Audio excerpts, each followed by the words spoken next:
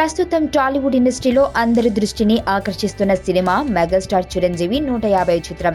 ఈ సినిమా కోసం చిరు అభిమానులు దాదాపు 8 సంవత్సరాలుగా వెయిట్ చేస్తున్నారు. ఎప్పుడు 2007లో వచ్చిన శంకర్ దాదా జిందాబాద్ తర్వాత మధ్యలో చిరు చెర్రీ నటించిన మగధీర, బ్రూస్లీ సినిమాల్లో గెస్ట్ క్యారెక్టర్లతో మాత్రమే కనిపించారు.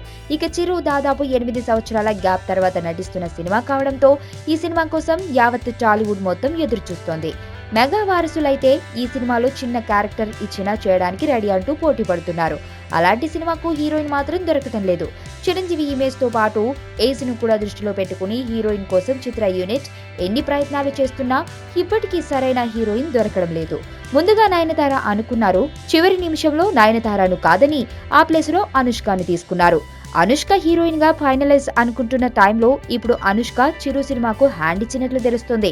ప్రస్తుతం బాహుబలి 2, సింగం 3, భాగమతి సినిమాల్లో నటిస్తున్న స్వీటీ ఇంత టైట్ షెడ్యూల్లో చిరు సినిమాకు డేట్స్ అడ్జస్ట్ చేయలేనని చెబుతుందట. మరో వారం రోజుల్లో చర్చ్ మీదకు వెళ్తుందనుకుంటున్న చిరు 150వ సినిమా ఇప్పుడు డైలమాలో పడింది. వైలెన్స్ లేకుండా చూడగలిగే లవ్ స్టోరీలు ఎప్పుడు వస్తాయి కదా. నీలో ఈ కోణం కూడా ఉందని నాకు తెలీదు. Adventure time. నిన్ను పెళ్లి చేసుకోవాలి. ఐశ్వర్య తెలివిగా చంపాలి. నాకు తెలిసి ఒక్కడే శత్రువు ఉన్నాడు. నేరం బయటపడే ఛాన్సే లేదు.